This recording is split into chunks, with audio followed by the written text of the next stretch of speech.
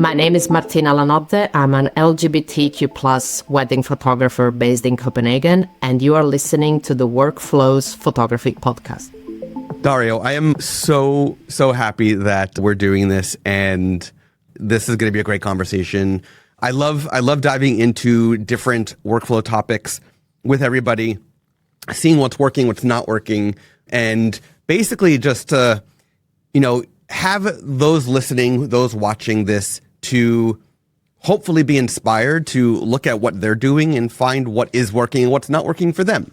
So with that said, I'd love to dive into the first thing that's in your photography workflow that's working well, that has been going really well for your business, for your creative part of your photography, whatever it might be. And I know that in the initial discussion about the podcast, you brought up the idea of making your subjects feel relaxed. So can you dive into that part of your workflow?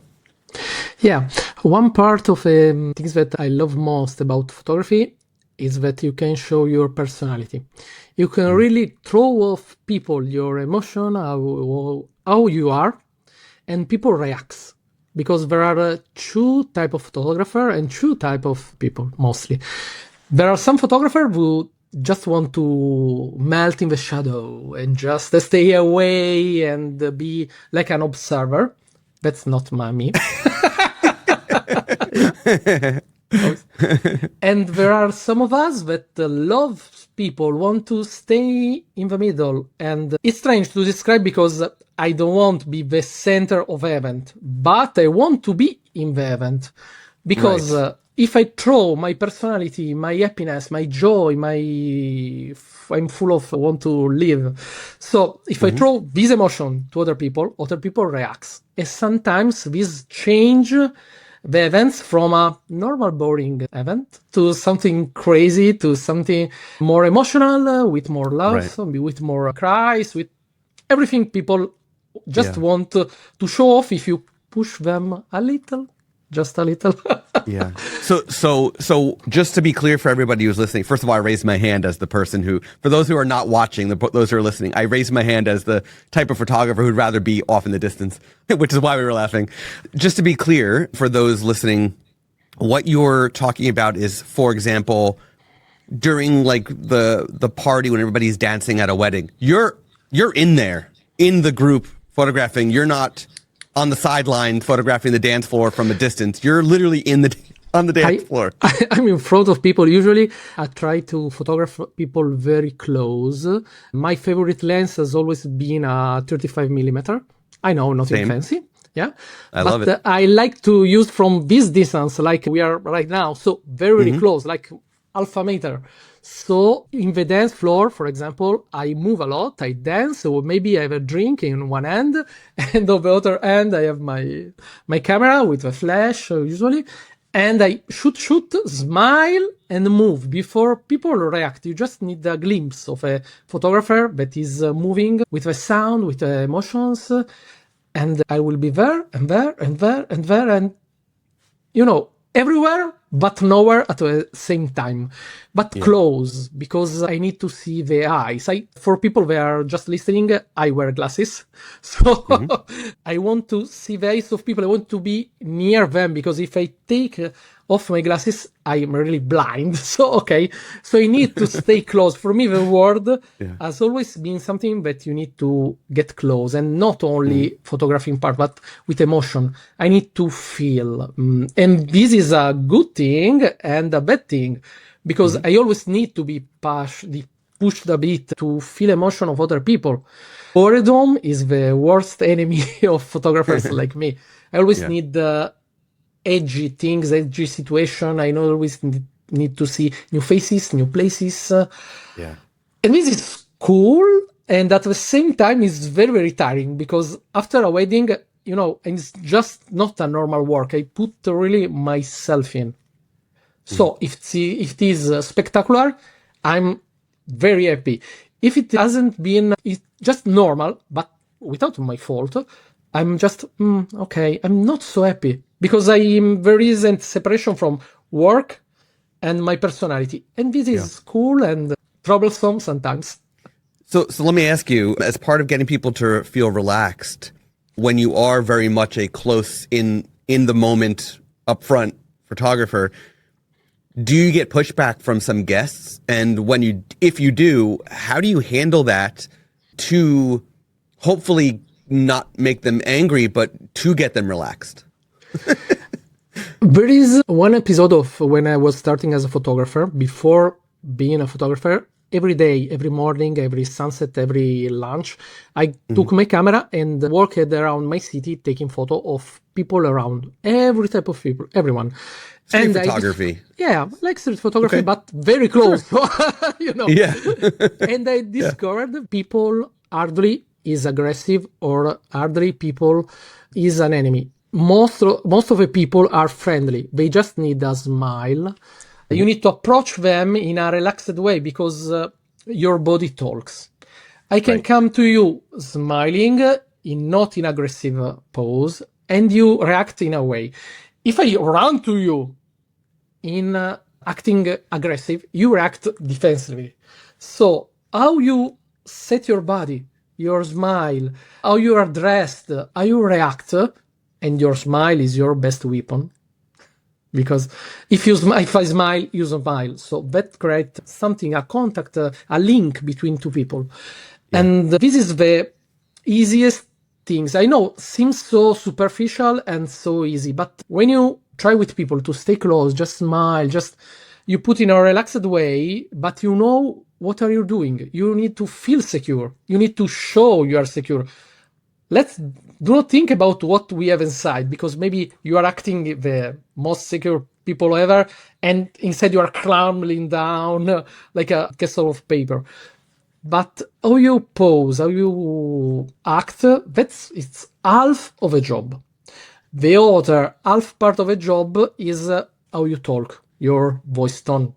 A lot of times my camera is not in my face, it's like this. That's why I love autofocus and I love my brand and such, because there is autofocus.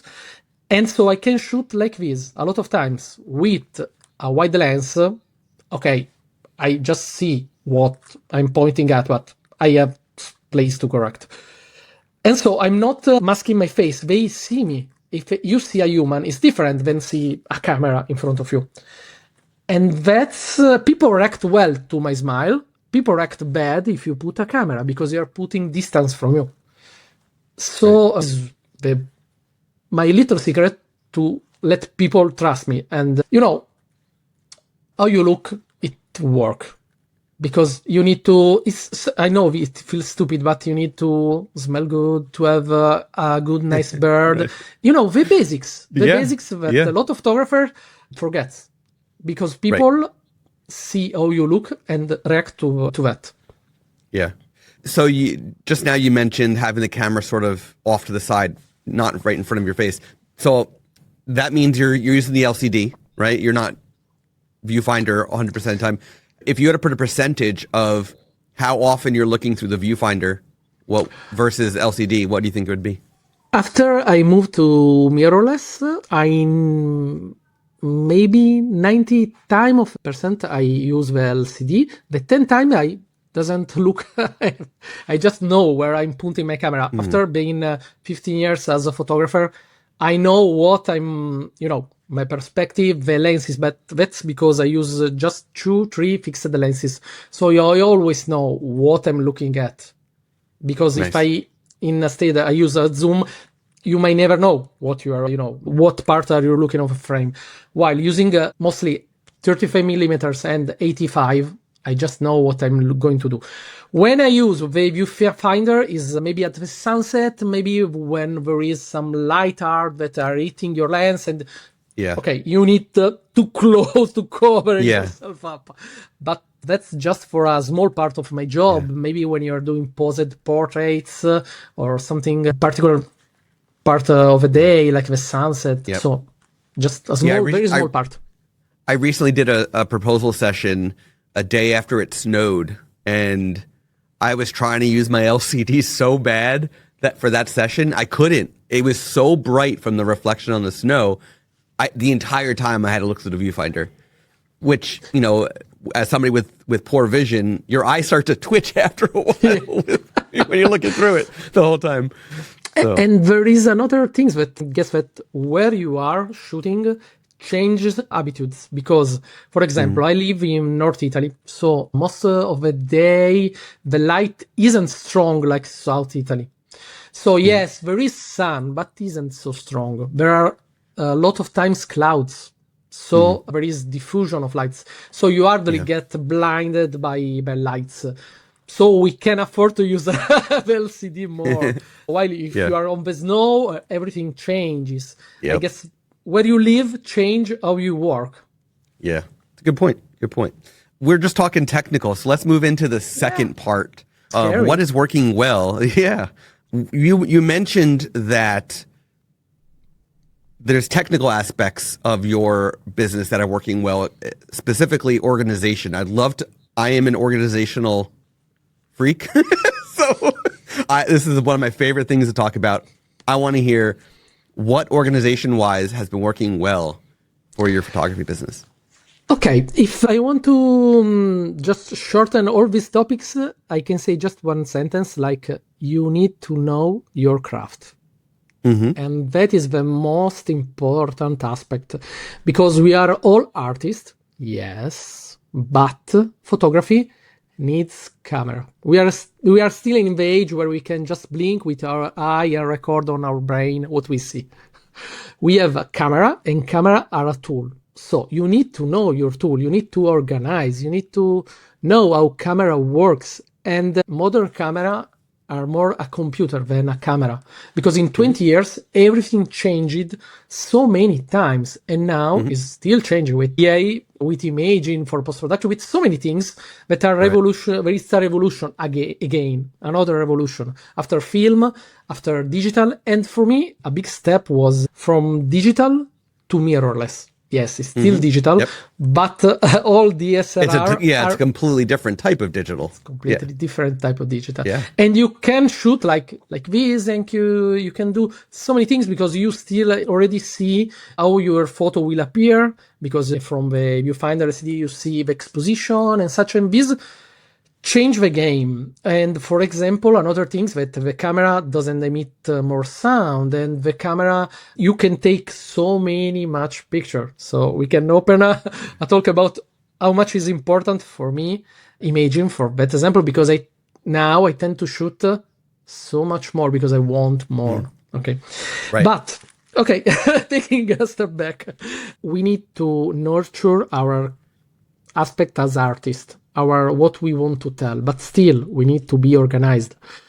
Before being a photographer, I worked in IT for 5 years, mostly 4 years. Then I stopped because I wanted to be a photographer, and I learned a lot of things about backup, about workflow, about how you need to organize when you move around. And if you think about 20 years ago, it was completely different, because transfer were slower. There was no affordable cloud. When you need to transfer maybe 2,000 photo from RAW to DNG, I use a lot DNG, for example, it takes time. Now, everything is much instant. You hardly do a backup in a matter of minutes. So you need to organize in a way that it's not about spending money, just spending money, but spending money in the right things, because you need to equipment that is top notch, but it's also not too big, that is reliable. Because how many photographers, and sadly I know some, they have choose slot camera and they just use one slot, because who cares? Right. Well, that's the basics. And still, or people just do backup, but maybe in older drives and not in SSD, and they just put the SSD on the table, and they have all the eggs in one basket, I guess in the you say. And that's a bad thing, because if just a TF enter your house, if there is a fire, if just your cat bites them, your work is lost. So you need to do a constant workflow, thinking about the most breakable chain. The worst part of a workflow is the human. The Right. human being is the weakest link. Okay. Yes. So you need to take care of yourself, like sleeping enough, doing the backup before getting to sleep, before moving. Maybe if you go to a wedding with 2 cars because you have a second shooter, do the backup before getting in the car Yeah. and dividing the cars. It's something that for me, it's the basics, because in all times you make 3 copies in hard disk and then move one hard disk to mother house, one hard disk in Right. where you work, one at your Yep. home, and that's the basics. But now I feel that younger photographer, so I'm a millennial, just for have an idea of how much old I am. We mostly know how informatic works, IT works. The generation after, they take everything for granted from the informatics, from IT aspect of photography, of computers and such. But it's dangerous. Yeah. And so it's cool to have systems like, for example, when I imagine you can put your backups and do your backups in the cloud. And that's a cool thing, because if you have a fast connection, with just one click, you do everything. You do post-production, selection, and then you get a backup too. And that's invaluable, for example. So, A story about that. So when we came out with backups, the automated backups inside of Imagine, yeah. within a week of releasing it, we had a photographer that was speaking at Way Up North. I don't remember which Way Up North it was. Okay. And that photographer was also, she shot a wedding like the day before Way Up North or something like that. So she shoots the wedding. She's at a coffee shop finalizing her slides and whatnot for Way Up North, for her talk at Way Up North.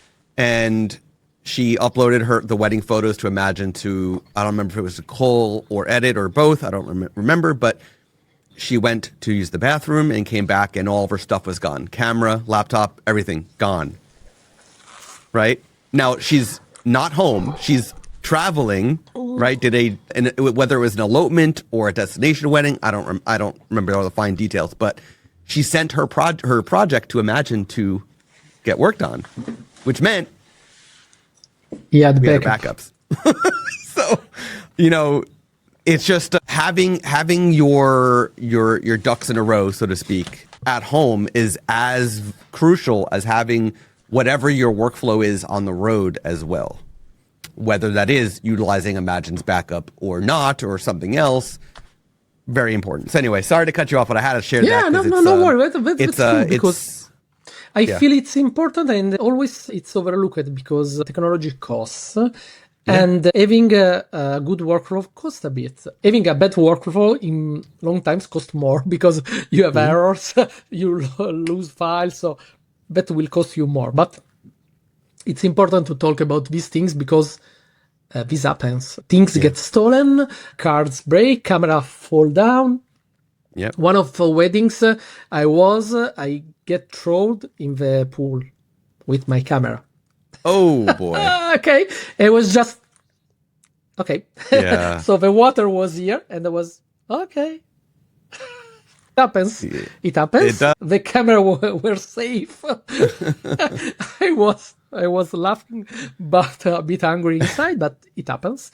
Or one other time, there was a wedding in Liguria. It's in the coast of the north part of Italy. It was a very nice wedding, people from London. And at the time, some clouds, we put our bags or backpack under a tree. And we started shooting. We couldn't move away from the wedding because it was very sentimental and so many things happening. The weather changed and it started pouring rain like... Okay, so much rain.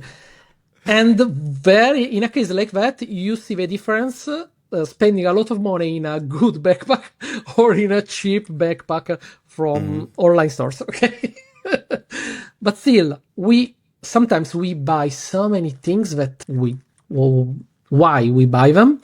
When we need to have maybe 2 good camera, 3 lenses, 1 really top-notch computer, a strong backup. And sometimes I feel that photographers tend to do everything by themselves instead of asking to other colleague to say, okay, what's the best we can do now, because things changes so fast. Programs change so fast. If I remember, Imagine, when I started using it, was 1 year and a half ago, if I remember correctly, was completely different from now. Now it's, wow, it's a blast. And no idea how it will be tomorrow. Right. So yeah, we sometimes, as a photographer, we need to put our ego in another part and just ask to other people that works in other things, because an IT professional will be better at backups than us, obviously, while a psychologist will be better with people. So talk to a psychologist to how to talk to people. Talk to an IT technician how to do backups, or just use Imagine and do everything. Really is important, like to me, what Imagine offers with backups is one part of a very robust backup solution, right? So, I mean, of course, photographers, if they're just starting out with their backups method, they need to start what's in the budget, right? But any backup is better than no backup, first of all. And then you build up from there. You want redundancy, and you want different types of backups, whether it's cloud or physical or servers or not. So it's a detailed process. But I also want to scalability. I guess it's if you start small and you go big, you need to have a backup and system that can grow with you, and you don't need to change every year, because that's a lot of investment. Yeah. Yep. I also want to bring up something that you said. You kind of you touched on it, but I think it's worth talking about because it's not talked about enough. It's very common in the photo industry for especially wedding photographers, right? Sports photographers, volume photographers, to talk about the importance of dual memory cards, right? That gets talked about a lot, okay? But what is not talked about enough are the people who are buying cameras that don't have weather sealing in them, that are not prepared for rain. Right? Not all the manufacturers of camera equipment, or the major manufacturers, it's not the same, yeah, they have the line of the level of cameras above that offer weather sealing, but then they have the ones that do not.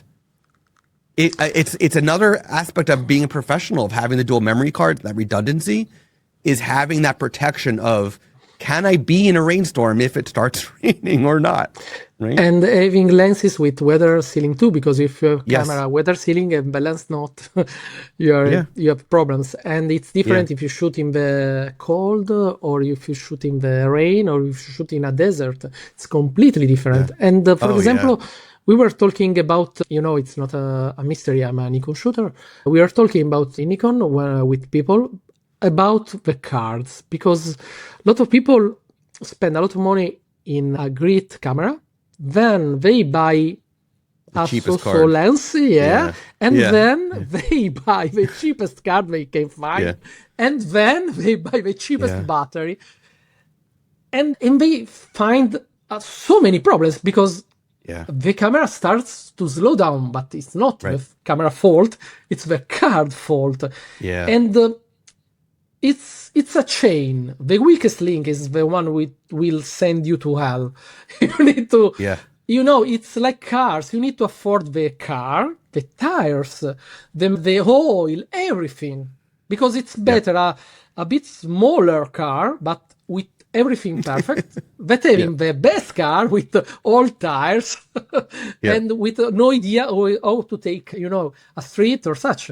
And people sometimes have, and this is a fault of the actual future we are living in, because phones have made people think this is easy. Photography is easy and it's cheap. Right. Photography has never been cheap.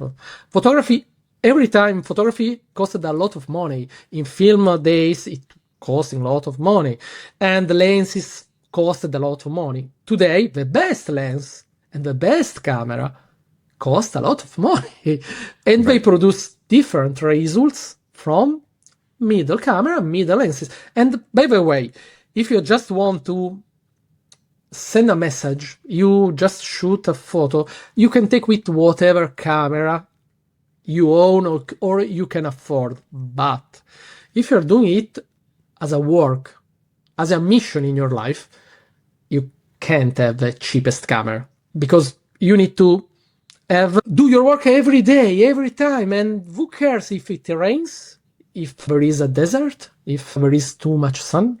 You just need to produce your work constant.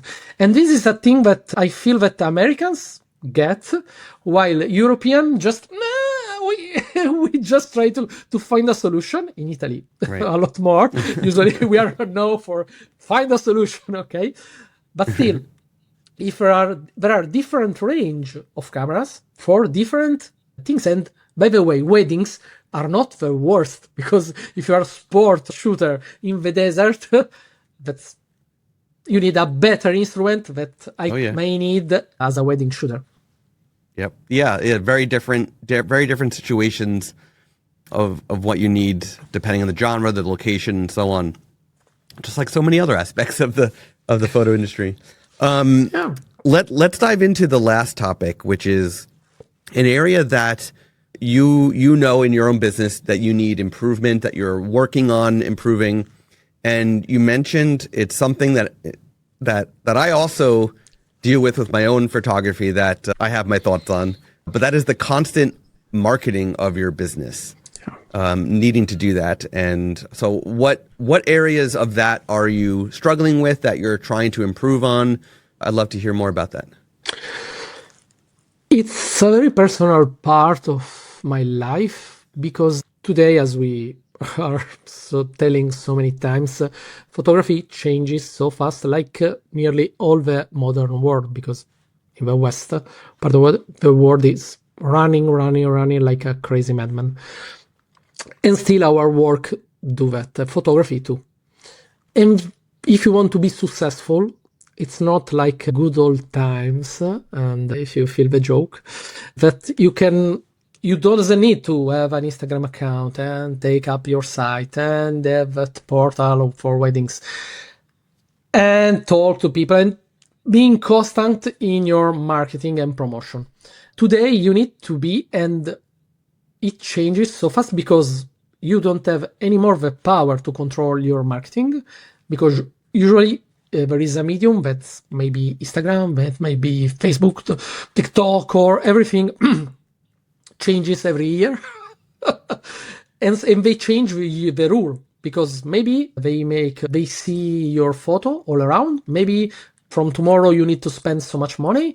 Maybe they shadow ban because you talk about a topic they don't care or they don't want to be hearing about. So what my struggle is that I'm competing in a game that changes the rules, and we doesn't know all the rules and need constant time. It's time consuming. It's crazy. One thing, because I wanted to be a photographer so badly, is because I like to travel. I like people, meet new situation, but I want to stay with my family. I am a father of two wonderful daughters, and I want to stay with them. So when I'm out, I'm out. But when I'm back, I'm back. Sadly, now, when you are back, you need to take your phone and stay at the mail and post that Instagram and the TikTok reel. It's going crazy. And if you stop, then the world crumble, because it's some of us, not me, obviously, they love the business part of photography. I hate the business part of photography. I love people. I love events full of people crying, dancing, having fun, emotion. I can don't sleep for 2 days just to reach someone, shoot a wedding, then get back to a plane, or just do a wedding and a wedding and a wedding, and I'm happy on the third day, while people say, "Whoa, it's crazy, 3 weddings in a row." No problem. I meet people. I'm okay. But then I need to come back and reply to that Instagram message. Maybe the comment from the above that tells, "I don't like that photo." Okay. Who cares? So many people like that photo, so I'm happy. But really, this constant marketing part is taking the best part of being a photographer from my life. And this is a struggle because no one is full of creativity or business creativity every day. There are top days, there are bad days, or there are top days, but you have other problems, family problems. You need to do things, you need to pay taxes or do every. Yeah. Life is. And it's very hard to switch. If you just got back from a wedding, it's very hard to switch your brain from creative mode to business mode like that. Like it's going to take time. It could take a day. And then on the same, on the flip side of that, if you're spending 2 days on business tasks only, to then have to go photograph a wedding the next day on day 3, it's now, okay, now I got to switch my brain back and not think about business and just be creative. It's just very hard to do that. I am right there with you in something that it's always difficult to have to do as a solo business owner, to have to do it all, right? To have to be the creative, be the business person, to have to stay on top of, oh, great, now there's Threads, now there's Blue Sky, now so on and so on. There's all these new things you have to, you have to now evaluate, do I need to be there? Are my clients there? If my clients are there, great, now I have to be there. Now what do I have to post? What do I have to plan for that? And it's just more and more and more when it's hard. So I totally feel you on that. And sometimes I feel that every generation is different. Every period of time has its bad time and good time. So I'm not telling bad times. Sorry, I'm not telling all times were better. No, maybe we hope that future times will be better. I hope, at least. I'm optimistic. Okay, but sometimes I feel that right now, thanks and using all of these, we have put walls and people cooperate more. Because in the past, you were forced to cooperate, to work together, because weren't instruments. You take your film, you need to develop, you need to talk to the developer of your film, then to the printer. And when you go to weddings, you have all your stuff. Right now, everyone is like on our own. And people tend to cooperate less, because I'm not telling from chief and then people under the chief. No, not that was bad. It's old business type, and we try to move to a more cooperative way of doing business. But still, people doesn't trust authors and put walls, and so maybe they doesn't cooperate like they should. If people cooperate more in every aspect of their life, they can obtain more. And I'm not talking, obviously, only on photography, because we need more cooperation of people, of population, we need to help, because we are all human beings. And we need to try to understand each other more instead, and put away envy and put away past and start to build something together. And that is better. Okay. And it's hard if people doesn't trust each other. And sadly, when you see people only in the distance from a lens, from a screen, you just imagine, because you don't know how much they are tall, if they are big, if you like them, if they smell good, if they smell bad, if they move in a way you like or not. So you create an idea. And it's different to being in front of another person. That's why I love being a photographer. And I started my career not as a wedding photographer, as a concert photography, and doing a bit of fashion in a small studio. And I loved the concert part, obviously. You can imagine. While I hated the fashion part, because there was a lot of walls with people standing in the same room. There is people talking about the people outfits, that people talking about imaging. They are all different. While I love in weddings, because vendors usually, when they are smart, they help each other. The makeup artists, they love them. I love them, their work, because if they do a good work, my work is easier, and so on. So I feel that we need just to cooperate more, to create more as photographers, while not being the lone wolf just running around to be the best. Who cares about the best? In a way, like focusing on the partnerships with vendors and like the florists and the venues and the DJs, the band, the videographers, like doing cross content that promotes all the businesses is definitely something that could go a long way as far as ongoing marketing of your business for the long term, right? Not just a short term blog article or a short term Instagram post, but the long term, like people will see it live on, which is powerful. So, yeah. But one of the things that for me is changing, because sometimes when I think about all these topics, it's because we are in a strange part of the economy. Some economies are just shrinking, so people tend to risk less because, while our work as a photographer, it's mostly the opposite part. We need to risk. You need to risk to take that image. You need to go out.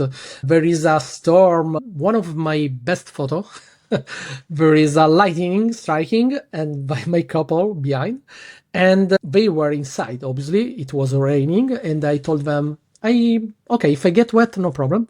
Won't you come out with me? Because there are lightning. I don't know. I will be able to take one, but we'll see what it will happen. And I was lucky or good enough. Take your pick. To capture one of a lighting with the couple looking at it with a flash illuminating them, and so. But I risked everything because they are wet like me, but they loved it, and still it was one of my successful images. So we need to take a risk, and helping each other isn't the biggest risk ever. Yeah, I completely agree. It's definitely something that could be very powerful for many photographers.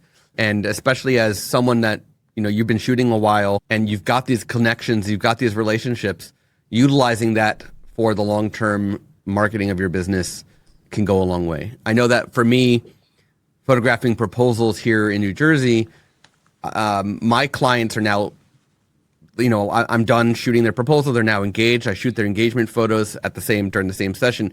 They're now actively looking for their wedding photographer, which I'm not going to shoot their wedding.